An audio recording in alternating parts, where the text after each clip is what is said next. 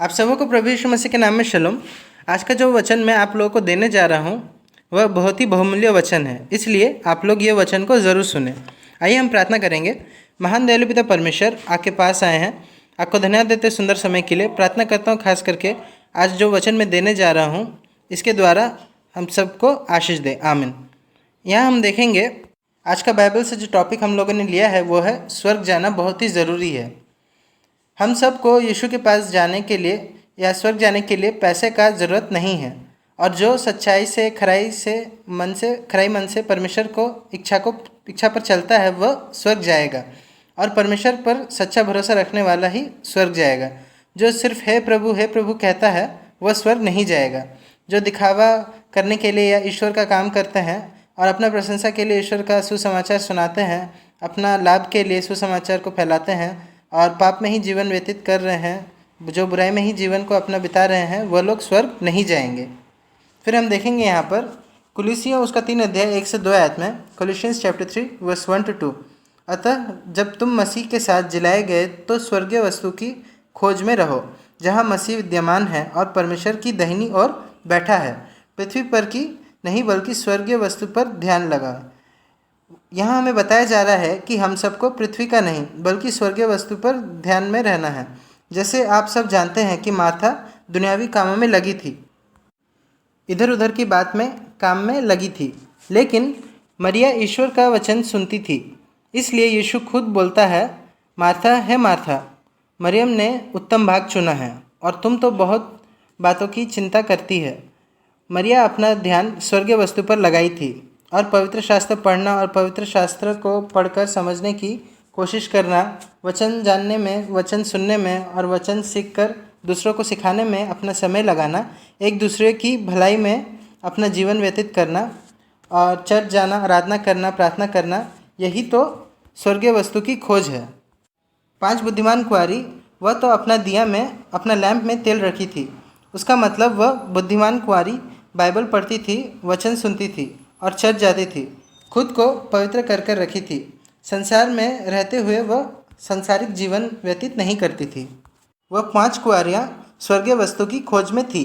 जब आधी रात को धूम मचा और दूल्हा आया और वह 5 कुंवारी दूल्हे के साथ चली गई, कि दूल्हा का मतलब ईश्वर है और 5 कुंवारी ईश्वर के साथ चली गई। दरवाज़ा बंद हो गया और 5 मूर्ख कुंवारियाँ जो अपने दिए में तेल नहीं रखी थी, वह 5 कुंवारी दूल्हा के साथ नहीं जा सकी, ईश्वर के साथ नहीं जा सकी, क्योंकि उन लोग अपना जीवन संसारिक रीति से जी रही थी।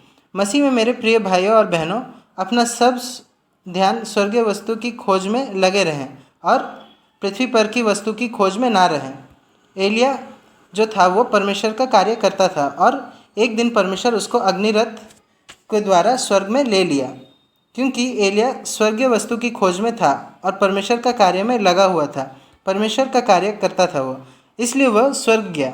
एलिया जो था वो एक असाधारण मनुष्य था, वह तो एक नबी था, और जब वह प्रार्थना किया तो स्वर्ग से आग ज़मीन पर आया और उसका होम बलि को जलाकर भस्म कर दिया। एलिया का ध्यान परमेश्वर पर लगा हुआ था। आज वचन हमें सिखाता है कि हम सब अपना ध्यान ईश्वर पर लगाएं और स्वर्गीय वस्तु पर लगाएं, ताकि हमारा नाम जीवन की पुस्तक में लिखा जाए और हम सब स्वर्ग जा सके। और स्वर्ग में वही व्यक्ति, वही मनुष्य जाएंगे जिसका नाम जीवन का पुस्तक में है। फिर हम देखेंगे प्रकाशित वाक्य उसका 21 अध्याय 4 आयत में, रेवलेशन चैप्टर 21 वर्स 4 में लिखा है कि आप संसार में रहेंगे, जहाँ भी जाएंगे दुख, रोना और बीमारी, कष्ट, ये सब कुछ है, पर स्वर्ग में ये सब कुछ नहीं है। स्वर्ग में रोना नहीं है, बीमारी नहीं है, दुख, खाना बनाना, ये सब नहीं है। स्वर्ग में सूर्य चंद्रमा नहीं है, डरना नहीं है, पाप नहीं है, वहाँ पति पत्नी ऐसा नहीं है, सब एक साथ मिलकर रहेंगे। इसलिए प्रार्थना करें और अपने आप को शुद्ध करें, परमेश्वर के उपस्थिति में रहें, तब हम सब स्वर्ग जा सकेंगे। आइए हम प्रार्थना करेंगे। सर्वशक्तिमान प्रभु, हम आपके पास आए हैं, आपको धन्यवाद देते हैं सुंदर समय के लिए। खास करके आपको धन्यवाद देते हैं, आपने ये अच्छा वचन हम लोगों के साथ आज दिए हैं हम लोगों को सुनने के लिए।